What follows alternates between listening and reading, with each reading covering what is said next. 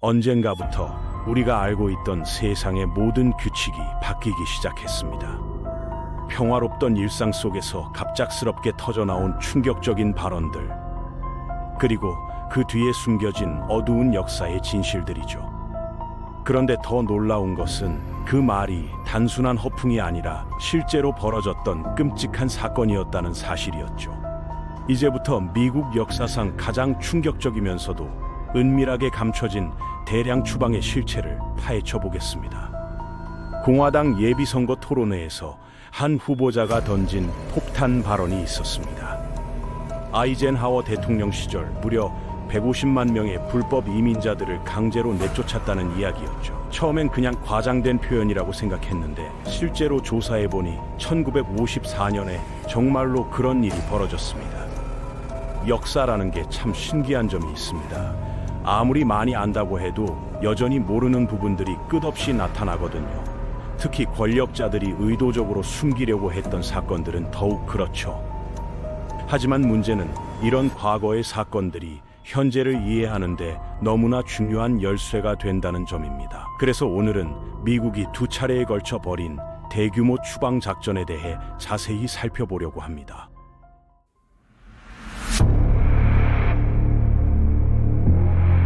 미국과 이민 문제 간의 갈등은 사실 나라가 세워지던 초기부터 시작됐습니다. 1798년으로 거슬러 올라가면 신생 독립국 미국이 프랑스와 전쟁 직전까지 갔던 상황이 있었거든요.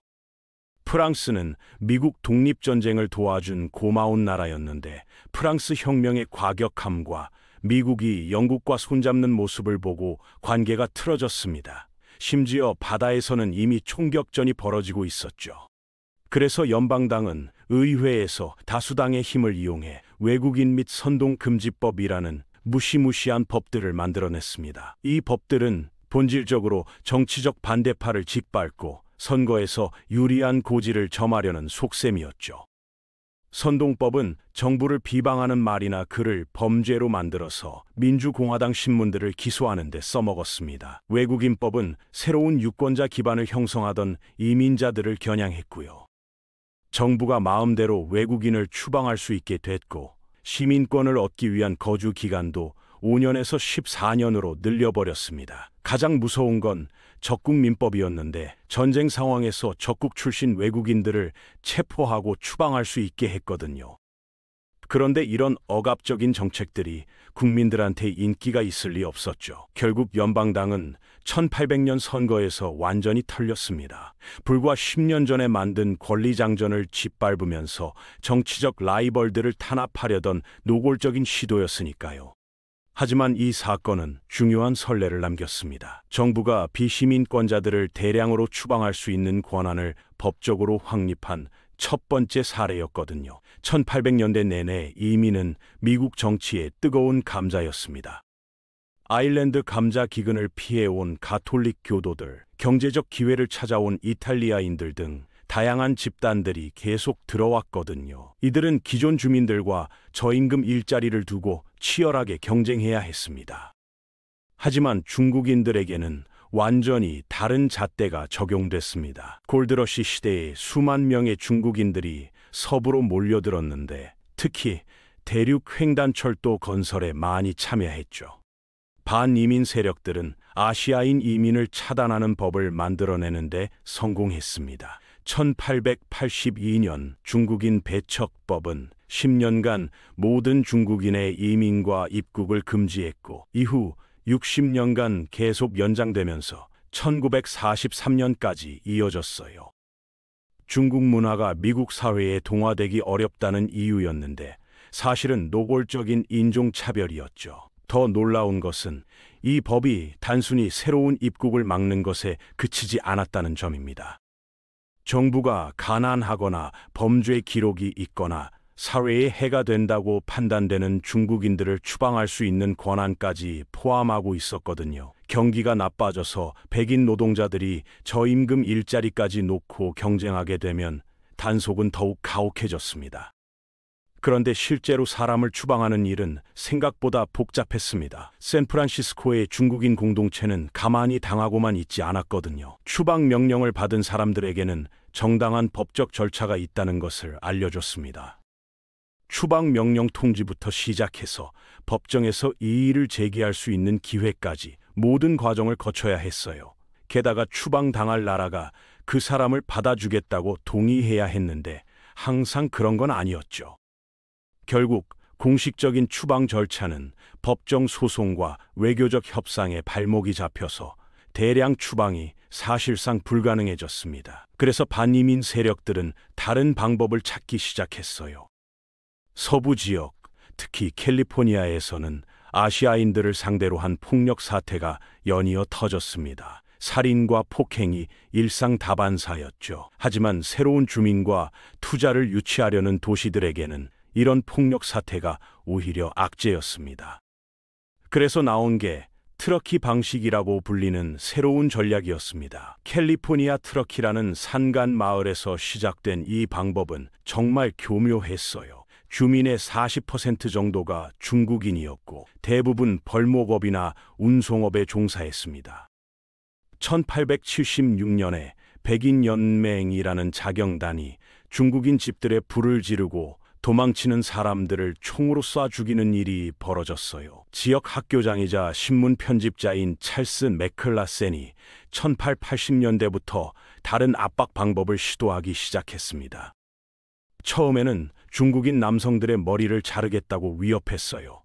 중국 문화에서는 심각한 모독이었거든요. 하지만 큰 효과가 없자 맥클라센은 경제적 보이콧을 명령했습니다.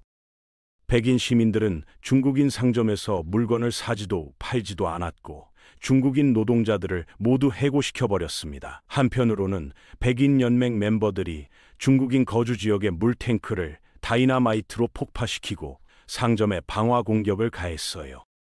공포와 경제적 압박이 효과를 발휘해서 1900년이 되자 트러키에는 중국인이 2명밖에 남지 않게 됐습니다. 맥클라센은 이후 캘리포니아 주의회 의원이 되어서 이런 트러키 방식을 다른 도시들에도 퍼뜨렸습니다.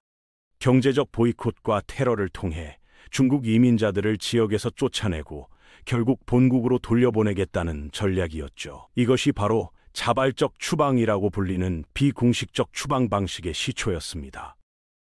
이민자들의 일상을 너무나 견디기 어렵게 만들어서 스스로 떠나고 싶어하게 만드는 것이 목표였거든요. 20세기가 시작되면서 반이민 운동의 초점은 중국인에서 동유럽의 가톨릭 교도와 유대인 난민들로 옮겨갔습니다. 1차 대전 중에는 독일계 주민들이 탄압받았고요. 무정부주의자들의 폭탄 테러와 맥킨리 대통령 암살 사건 이후로는 위험한 정치적 사상을 가진 외국인들을 추방하는 일이 늘어났습니다. 하지만 여전히 공식적인 추방 절차는 비용이 많이 들고 시간도 오래 걸리는 골치 아픈 일이었습니다. 특히 소련처럼 미국과 관계가 틀어진 나라로 추방하는 것은 더욱 복잡했고요. 그래서 지역 경찰과 당시 상무노동부 산하 이민국은 자발적 출국이라는 해결책을 내놨습니다. 이민이 임금과 일자리 문제로 여겨지던 시대였거든요. 이른바 자가 추방과는 달리 자발적 출국은 외국인을 체포하거나 구금하는 것부터 시작됐습니다. 경찰이 피의자가 미국 시민이 아니라는 걸 알게 되면 당국에서 자발적으로 미국을 떠날 기회를 제공할 수 있었어요. 심지어 미국 정부가 그 비용을 지원해 주기도 했습니다. 공식 추방과 달리 자발적 출국에는 특별한 혜택이 있었거든요. 공식적으로 추방당한 사람들은 미국 재입국이 금지되는 낙인이 찍히지만 자발적 출국자들에게는 그런 처벌이 없었습니다. 실제로는 아무런 기록도 남지 않을 가능성이 높았어요. 지역 경찰은 단순히 체포한 사람을 이민국에 넘겨서 돌려보내기만 하면 됐습니다. 시간도 절약되고 법원 비용도 줄일 수 있었죠. 그리고 무엇보다 대규모로 진행할 수 있었습니다. 1924년에는 의회가 미국 국경 순찰대를 창설하면서 상황이 더욱 어두워졌습니다. 멕시코와 캐나다 국경 중에서도 가장 취약한 지역에 집중하는 경찰 조직이었거든요. 같은 해에 제정된 또 다른 법률은 지정된 입국 지점이 아닌 곳을 통해 미국에 들어오는 것을 범죄로 규정했습니다. 즉, 적절한 절차를 거치지 않고 입국한 사람은 누구든지 자동으로 추방 대상이 됐어요. 이민국은 불법 국경 통과가 의심되는 멕시코인처럼 생긴 사람이면 누구든 구금할 수 있게 됐습니다. 이렇게 해서 이민국은 새로운 집행부서를 통해 최초의 대량 추방 작전을 준비하게 됐어요. 1931년 대공황이 깊어지면서 이민자에 대한 적대감이 극도로 치솟았습니다. 일자리가 부족해지자 사람들이 예전에는 거들떠보지도 않았던 저임금 노동까지 놓고 경쟁하게 됐거든요. 노조와 노동단체들이 단속을 요구하기 시작했습니다. 이주 노동자들이 자신들의 수입을 깎아내리고 사용자들에게는 준비된 파업 파괴자를 제공한다고 여겼거든요. 결국 노동계가 철거라는 정치적 과제를 지지하게 됐습니다. 극심한 반이민 정서는 캘리포니아 로스앤젤레스에서 특히 강렬했습니다. 1차 대전을 앞둔 몇 년간 남부 국경 검색이 완화되면서 멕시코계 미국인 인구가 크게 증가했거든요. 많은 사람들이 도시 확장 이전에는 훨씬 가까웠던 농업지역에서 일하려고 이주해 왔어요. 대부분의 농장주들은 적절한 서류가 없는 근로자들이 있어도 편의상 눈 감아줬습니다. 하지만 시의회는 이들을 내보내고 싶어 했어요. 그래서 시 당국과 LAPD가 국경 순찰대와 논의를 시작했습니다. 1931년 2월 26일 로스앤젤레스의 라 플라시타 올리베라에서 축제가 한창이었습니다. 사람들이 춤추고 음악이 흘러나오며 오래된 어도비 건물에 웃음소리가 울려 퍼졌어요. 이곳은 150년 전 스페인 푸에블로로 시작된 로스앤젤레스의 발상지였고 지금은 멕시코계 로스앤젤레스의 중심지인 구시가지였습니다.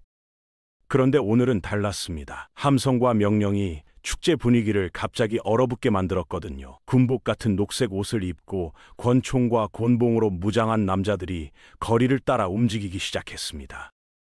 사복 차림의 다른 사람들은 길 반대편에서 밀고 들어왔어요. 사람들은 완전히 포위당했습니다. 그 후 몇 시간 동안 국경 순찰대는 400명을 바닥에 앉혀놓고 한 명씩 돌아가며 서류를 확인하고 시민권 증명을 요구했습니다. 미국 역사상 최초의 이민 단속 중 하나였기 때문에 많은 사람들이 서류를 준비하지 못한 상태였다는 점을 기억해야 합니다. 라 플라시타 습격으로 얼마나 많은 사람이 기차역으로 끌려가 추방됐는지에 대해서는 의견이 분분합니다. 하지만 한 가지 확실한 것은 이 작전이 의도했던 대로 효과를 거뒀다는 점이에요. LA의 멕시코계 사회를 공포로 몰아넣는 데 성공했거든요. 앞으로 몇 년간 로스앤젤레스 정부와 이민 당국들은 이른바 송환 프로그램을 계속 진행했습니다. 국경 순찰대는 댄스 파티나 가족 모임에 기습 공격을 가해서 경계선을 설정하고 도망치려는 사람들을 모두 잡아들였어요. 피부색을 근거로 사소한 위반 행위를 한 사람들을 붙잡은 다음 불법 국경 통과 혐의를 씌우고 자발적 귀국을 압박했습니다.